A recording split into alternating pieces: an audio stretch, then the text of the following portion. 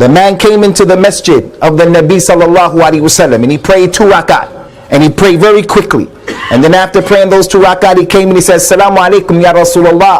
The Prophet said to him sallallahu alaihi wasallam, "Wa alaikum salam wa rahmatullah. Irja' fa salli fa innaka lam tusalli."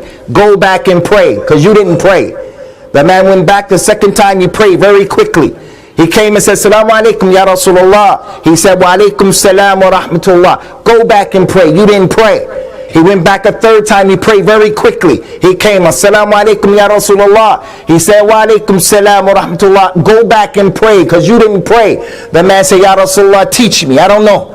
And then the Nabi explained to him, if you want to make salat, make a good wudu. After making wudu, stand up and face the Qibla. Say Allahu Akbar. Read what's easy for you from the Quran. Say Allahu Akbar. Go into ruku' and take your time. And then come up and say Sami Allah liman hamida. And he went through the whole prayer. The point is, the man prayed, but according to the standard of the Nabi sallallahu alaihi wasallam, he didn't pray.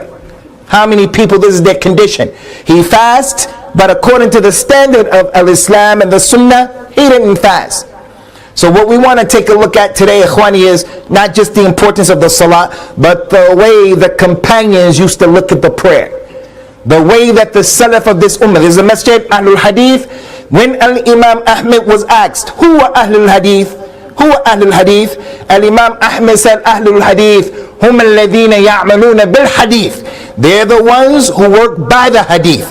If the hadith goes against their culture, they're Ahlul Hadith. The people of Al-Hadith, on the day of Al-Jum'ah, they know the etiquettes of coming to the masjid for Jum'ah. There are a lot of rewards that have been established for the one who knows what he's doing for the Salat of Al-Jum'ah. If he puts on nice clothes, if he takes a shower, if he puts perfume on, and he comes to the masjid and he fills in the spaces, for every right step a hasana, for every left step a sayyi'ah. What about the one who sits on the back of the wall? He puts himself out of the reward. I don't say you're haram, you're going to the hellfire. What I'm saying, Ahlul Hadith, they have to know these simple things. They're easy things. I'm not putting anybody down, but it is not enough for a person to say Ahlul Hadith and his culture is against what Ahlul Hadith are upon. How were the companions in regard to Salat? Before even dealing with that, Ikhwani, know this for a fact. The Nabi told the people sallallahu alaihi wasallam, "Inna awwala ma yuhasabu bihi al-abdu min a'malihi yawm al-qiyamah as-salat." The very first thing Allah is going to ask you about, you and you, very first thing yawm al-qiyamah, when the person is standing there, Allah is going to ask him about his prayer. He's not going to ask about birru walidain. He's not going to ask about riba. He's not going to ask about siyam, hajj, umrah. He's going to ask you about what did you do about those prayers. We have a lot of youngsters in this masjid right now. And this is not only for the youngsters, but the Nabi told us about our religion sallallahu alaihi wasallam. He said, "Ju'ilat liya al-ard masjidan wa tahura, fa ayyuma rajulun adrakathu salat falyusalli." The whole world, the whole earth has been made for me and my ummah a masjid and a purifier. So whenever the time for salat comes, anybody, everyone has to pray. The Muslim doesn't have an excuse. I don't have any water. The earth has been made a purifier. Make tayammum. The person says, but I'm not in the masjid. I'm not in the place of prayer. I'm in the university. Al-Islam says you have to go and find a place to pray. Islam gave us a window of opportunity. If you can't pray right on time, you have to pray somewhere in between that time. The Muslim doesn't have a right.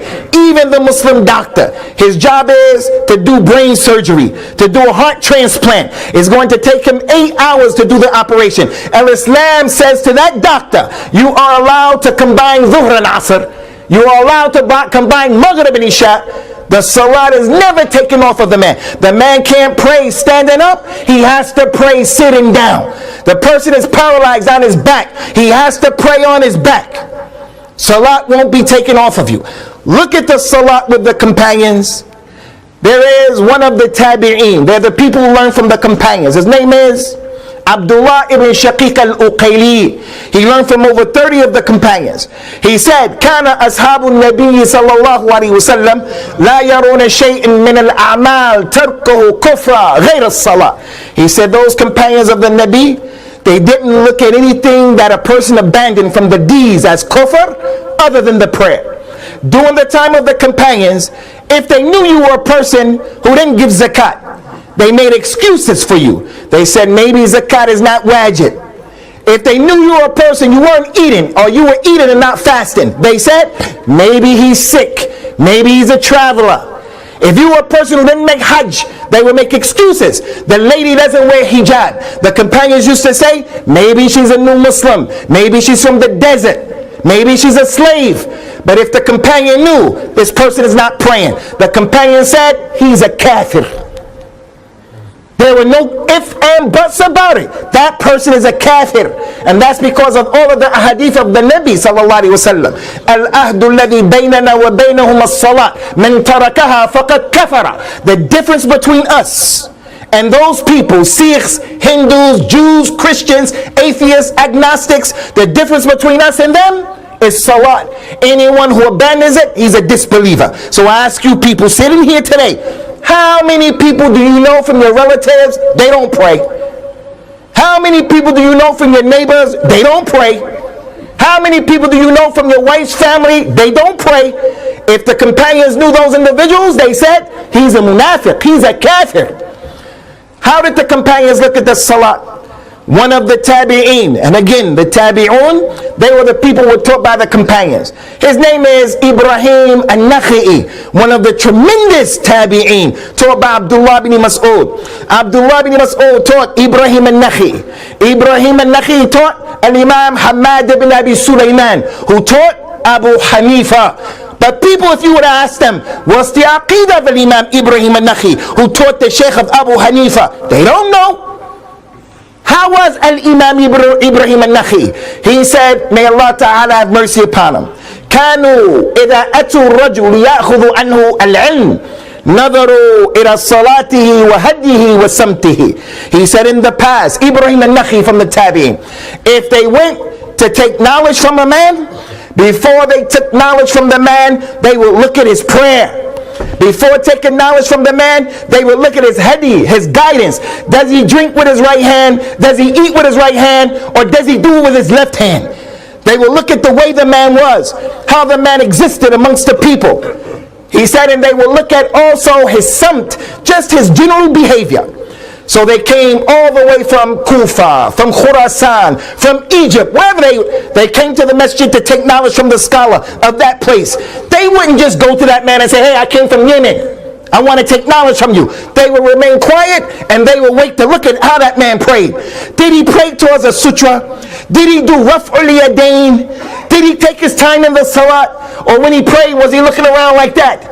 Was he one of those individuals that his prayer was in one valley and the salat of the Nabi was in another valley altogether? The Nabi told us sallallahu alaihi wasallam, and many of us get it twisted in this recession.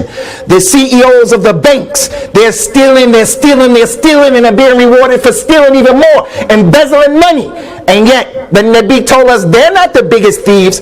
He says sallallahu alaihi wasallam, أسرق الرجل الذي يسرق صلاته لا يتم ركوعه ولا سجوده. The biggest thief is the one who steals from his prayer. He doesn't make ruku correctly, he doesn't make sajda correctly. When he prays, he's just up and down. The Nabi said, don't pray like a chicken. Don't pray like a chicken. So they would look at that man before they did anything to see how does this man pray. They find that the man is praying quickly. He doesn't do raf'ul yadayn. If he didn't do raf'ul yadayn, they would go and say, why? If he said, my imam said, they would say, but what about the Nabi sallallahu alaihi wasallam? If the man didn't give a competent answer, they would say, ma'a salama. Now look at us. Someone comes to you to marry your daughter, and you find out, does he drink khamr? If they say yes, he drinks khamr, you're going to say, you can't marry my daughter, and rightly so. But do we ask the question, does he pray? Does he pray? Wallahi, the one who doesn't pray is doing a bigger crime and sin than the one who's drinking khamr. But with us, the khamr is bigger than abandoning salah. Abandoning salah is kufr. Drinking khamr is a kabira from a kaba'ir, but it's not kufr. Everybody here, if we knew the man is drinking khamr, smoking crack, smoking weed, he wants to marry my daughter, we're going to say, wallahi, never, and rightly so. And I'm telling you, abandoning Salah is bigger than that. But we don't ask that question. And if we found out he didn't pray, it's okay, because he has a good job.